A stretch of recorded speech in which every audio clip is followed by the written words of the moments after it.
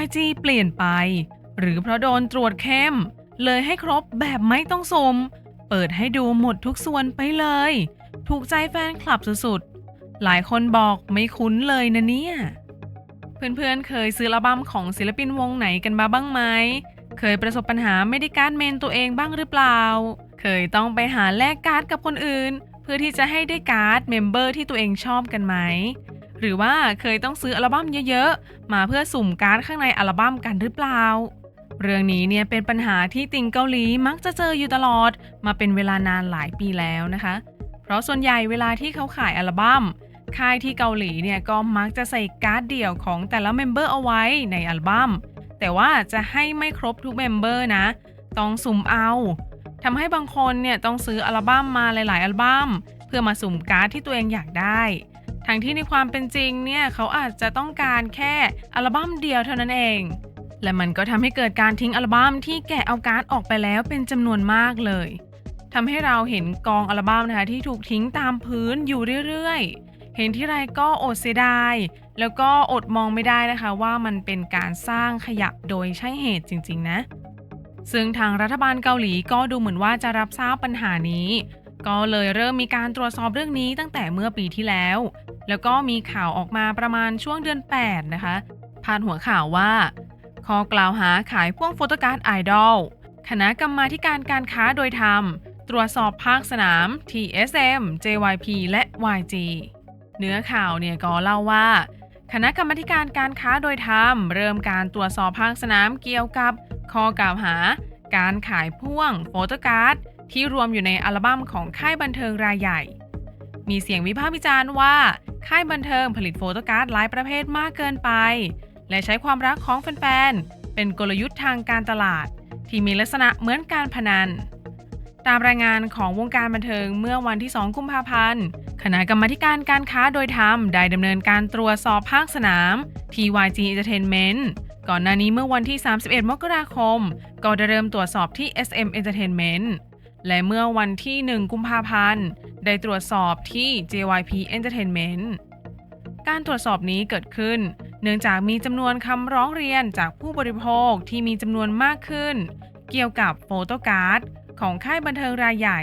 ที่ถูกมองว่าเป็นกลยุทธ์ทางการตลาดที่เกินขอบเขตวงบอยแบนด์ชื่อดัง NCT ก็ได้ออกโฟโตการ์ดเกือบ 50 แบบโดยที่ผู้ซื้อไม่สามารถรู้ได้เลยว่าอัลบั้มที่ซื้อนั้นจะมีโฟโตการ์ดของใครซึ่งทำให้เกิดกระแสวิพากษ์วิจารณ์ว่าระบบนี้นั้นมันโหดร้ายเกินไป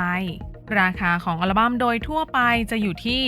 15,000 ถึง 40,000 วอนหรือ 350 บาทถึง 940 บาทโฟโตการ์ดเป็นของสะสมที่มาพร้อมกับอัลบั้มเป็นการ์ดขนาดนามบัตรที่พิมพ์ภาพของไอดอล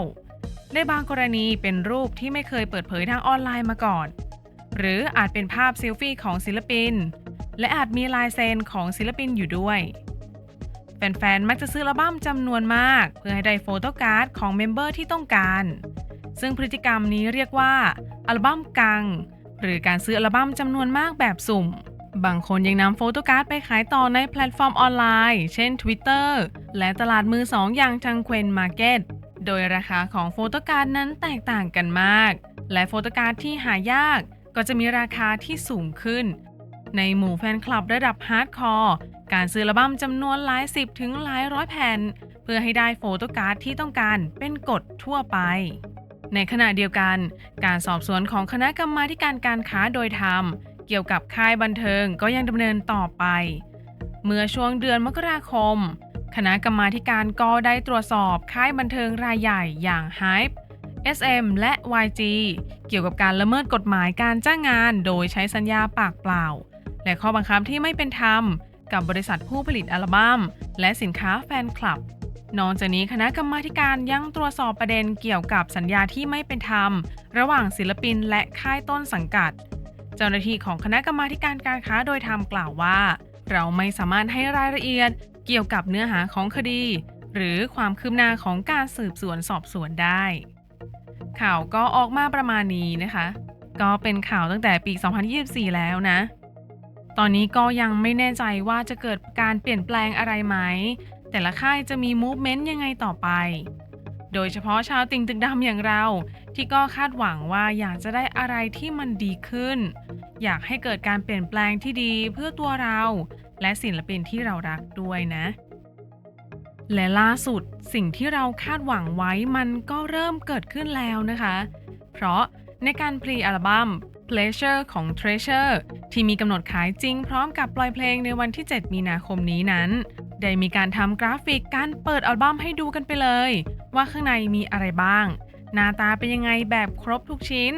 และที่สำคัญเลยก็คือได้โฟโต้การ์ดเดี่ยวครบทุกเมมเบอร์แบบไม่ต้องสุ่มเลย Treasure มี 10 คนก็ได้การ์ด 10 การ์ดเลยนะคะไม่มีการสุ่มอีกต่อไปดีมากๆเลยใครที่ยังลังเลอยู่ก็สั่งซื้อได้เลยนะคะคุ้มมากจริงๆรูปแบบของอัลบั้มก็น่ารักนะเป็นเหมือนซองจดหมายที่หนุ่มส่งมาให้อะไรแบบนี้ความจริงมันก็มีการเริ่มทำแบบนี้มาตั้งแต่อัลบั้ม Drip ของ Baby Monster ที่ปล่อยในเดือน 11 ของปีที่แล้วแหละนะคะแต่ว่ามันก็ไม่ครบถ้วนเท่าของ Treasure ล่าสุดนี้นะเพราะว่าในตอนนั้นในโฟโต้บุ๊กอัลบั้มของ Baemon เนี่ยก็ได้โฟโต้การ์ดครบทุกเมมเบอร์เลยแต่ในอัลบั้มเคสใสก็ยังมีการสุ่มโปสการ์ดอยู่นะคะแต่ของอัลบั้มล่าสุดที่ YG ขายเนี่ยก็คือไม่มีการสุ่มหรือว่าแรนดอมเลยให้ครบหมดทุกอย่างแต่สำหรับใครที่ติดการสุ่มนะคะก็ไม่ต้องกังวลเลยเพราะ Benefit หรือการ์ดแถมนะคะที่ร้านต่างๆเขาจะให้แถมตอนที่เราซื้ออัลบั้มก็ยังมีการสุ่มอยู่นะสุ่มช่ำสุ่มต่อไม่รอแล้วนะเหมือนเดิมนะคะสบายใจได้เลยไม่รู้ว่านี่คือการเปลี่ยนแปลงที่จะเป็นไปในทางที่ดีต่อไปแบบนี้เรื่อยๆเลยไหมก็ต้องจับตาดูกันต่อไปก็คิดว่าทางรัฐบาลเกาหลีเขาก็อาจจะตรวจสอบเข้มเลยแหละซึ่งมันก็ดีกับแฟนคลับอย่างเรานะคะคาดหวังว่าในอนาคตเนี่ยมันจะมีอะไรดีๆเกิดขึ้นเรื่อยๆนะให้ทั้งตัวเราแล้วก็ศิลปินของเราได้รับสิ่งดีๆจะได้อยู่ด้วยกันไปนานๆเลยไหนมีใครสั่งอัลบั้มของ Treasure บ้างมารายงานตัวหน่อยหรือใครกำลังรอนะคะที่จะสั่งซื้ออัลบั้มของวงไหนอยู่บ้างก็คอมเมนต์มาพูดคุยกันได้นะถ้าคุณเป็นติ่งตึกดำอยากจะติดตามเรื่องราวสนุกๆของค่ายนี้ก็ฝากกดติดตามกดไลค์กดแชร์ให้เพื่อนๆมาติ่งด้วยกันเยอะๆนะคะ